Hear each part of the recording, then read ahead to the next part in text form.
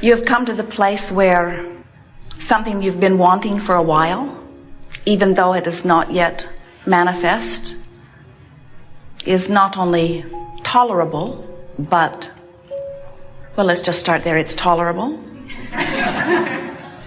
You're able to put up with unfulfilled desires. It's all right for now to have an idea of something and not have it manifested. That's all right with you? We understand, but you've really got to get, so you say yes to that before things will start coming easily, because it is that very discomfort that you feel over things not yet manifesting that causes a longer and longer and longer delay in them manifesting.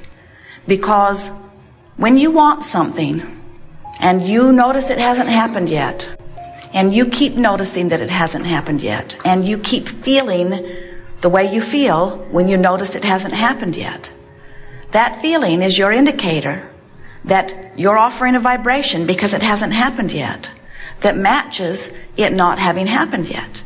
And as long as the vibration that you're offering is about it not having happened yet, then it can't happen. So, do you sort of get it? That you must, as a deliberate creator, decide that you are not going to offer your vibration in response to what is. Because if you are offering your vibration in response to what is will remain as it is. You have to find a way of molding the energy into something that matches what you want. Most of you, even those of you who are beginning to understand about emotion, understanding that it is your guidance system, even those of you who are beginning to understand that it is a vibrational universe in which you are focused and that you are vibrational beings, still, most of you offer your vibration in response rather than in deliberate offering. Something happens, you respond vibrationally. We want you to understand that deliberate creating is about offering a vibration by purposeful intent. I'm offering this vibration because this vibration matches my desire, and if I offer this vibration which matches my desire, then my desire must manifest. 99.999999. Most of every creation is complete before you see any physical evidence. It is complete in the vibrational sense. So, if you are offering your vibration in response to what you're observing, and what you're observing is that what you want has not yet come, now you continue to offer a vibration about it not yet having come, which means you're holding yourself in that uncomfortable place, that gap, that lag between identifying that you want it and receiving it. So when we say to you, have you come to the place where those unfulfilled desires still feel all right? You feel eager, you feel hopeful, you feel anticipation. You're looking forward to it unfolding, but you're not disappointed that it has not yet unfolded. Now you're getting close to the vibrational proximity that's going to let it flow. We want you, as you begin to bring this idea of allowing the energy that creates worlds to flow through you toward your creative end, we want you to feel how well named this gathering is, as we call it, the art of allowing, because you become very practiced, very good, very artful. You become very practiced at recognizing where you stand by recognizing how you feel. So we're just going to say it to you in as plain of words as Esther can find in response to the powerful intent that we are offering to you. You have to want more than anything to feel good.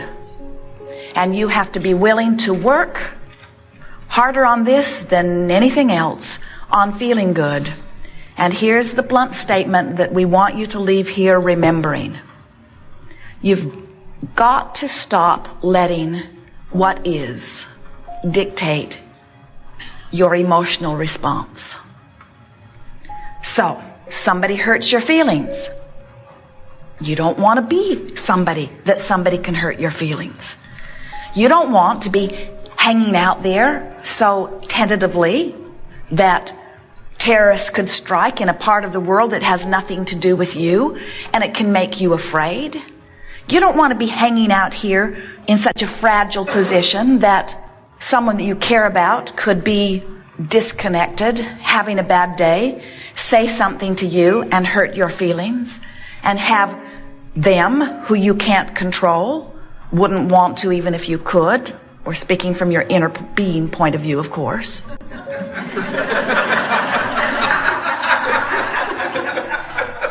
Well, we can see why you would want to control other people's behavior if you're someone who hasn't learned the art of allowing. If you're looking around and having emotional responses to what you're seeing, we can understand why you'd get pretty heavy on the trying to control circumstances and conditions. But by now, we would have thought you would have given that up because you're not able to do it. And as soon as you get one of them corralled and managed and molded in the way that they need to be so that you can look at them and feel good, another one just pops up. Or that one goes off and meets some new friend and starts catering to what they want instead of catering to what you want, and then you're back to square one again. You spent 18 years teaching that kid how to behave, and then he fell in love, and now he's doing what she wants. So if the way you feel is dependent upon controlling even one condition, you're in big trouble because you can't manage to control those conditions, but you can manage with all of the possible things that you have that you could focus upon and think about and remember and ponder and muse and observe and imagine. With all of the things that you could focus upon, past, present, or future, certainly there are enough things that feel good when you do it that you can manage your own mood. And the art of allowing is nothing more than managing your mood. It's saying, I want to feel good, and when I do feel good, I'm in alignment with good things. Now, conceptually, that's really easy to understand, isn't it? But you've trained yourself to respond to so many things other than that, even though you were born with a guidance system, even though you were born with this incredible ability to assess in every moment your vibrational point of attraction. It is interesting to us when we see you not understanding today that a good feeling is a good thing and that a bad feeling is not such a good thing. We want you to be willing to feel good on purpose for a little while and to watch the results of that deliberate offering of vibration. But that means directing thought on purpose. And directing thought on purpose, you could tell us this, in fact you do often, is not as easy as we make it out to be.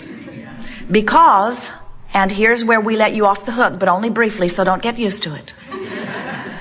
Law of attraction says that which is likened to itself is drawn. So if you've been focusing by virtue of some circumstance or events that you've been living on something that's causing you to offer a particular vibration, we acknowledge that it is easier for you to find other thoughts that match that vibration than it is to find very different thoughts. In fact, we'll really let you off the hook by saying, but only briefly, so don't get used to it. We will really let you off the hook by saying, you actually cannot find thoughts that are very far from the thoughts that you are thinking. In other words, if you're depressed and some bright-eyed, bushy-tailed Abraham student comes to you and says, you know, you create your own reality and you're supposed to feel good and things can get better for you, all you have to do is cheer up. You're thinking, I do not create my own reality or you'd be gone. It's just annoying to have someone all bright and happy and sure of themselves flapping in your face when you are in a place of not feeling good. We know that, but what we want you to understand is, unless you make an effort to feel better, and unless you accomplish feeling better, you have not shifted your vibration at all. And if you have not shifted your vibration, things cannot change. And dear hearts, there is not enough effort in the world to make the difference. You can't work hard enough. You can't work long enough. You can't gather enough other resources to you. You cannot buck the current of your own vibration. But unless you have convinced yourself that the way you feel is guidance and that good is moving toward what is good, is that hard to understand? Well, it's hard to understand by many of you who have had many people who didn't want you to move toward your good. They wanted you to do what they thought would move them toward their good. So they said to you, never mind how you feel, do what you should do. And what you should do is what I say you should do. And so disregard your own guidance and pay attention to these rules that I have laid out for you. And oh boy, are there piles of rules. Each one offered from somebody else's vantage point, each one offered so that you can fulfill something that they need, because so many of them are still living a very conditional love. They want to feel good. They're well-meaning. They want to feel good, and they need you to behave in a certain way so that they can feel good. But do you hear the trap? So they need to feel good, so they set out rules, so you follow the rules so that they can feel good. But they can't get everybody to follow the rules, so they never really feel good. So they keep offering more rules, and you keep getting more lost because you are not using the guidance that you were born with to quantify your own journey. Have we convinced you? Have we convinced you that the way you feel is everything? Do you believe that when you feel good, you are in a vibrational place of allowing what you want in? Please believe it, because there is nothing that could be more accurate. So we're going to be a little heavy today. I'm going to emphasize it a great deal, because it really is what the art of allowing is about. We want you to leave here, if not already really good at it, at least determined to get better at it, at being one who molds your energy. Let's say it in a different way, of being one who creates your own mood. Because you understand that when you create a mood of joy, you're allowing everything that you've been asking for to come in. When you create a mood of love, you're allowing everything that you want to flow in. When you create a mood of expectancy, you're allowing everything you want. When you feel ornery, when you feel pessimistic, when you feel afraid, when you feel angry, even when you're frustrated and overwhelmed, those are indications that you've got your frequency set in a different place, and sincere, concentrated, deliberate molding is in order.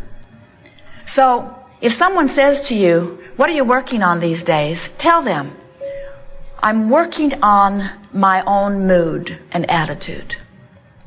And if they're wise enough to ask you why, tell them, because that's my true, in the moment indication of how many of the wonderful things that I have been praying for and asking for, I'm allowing into my experience right now.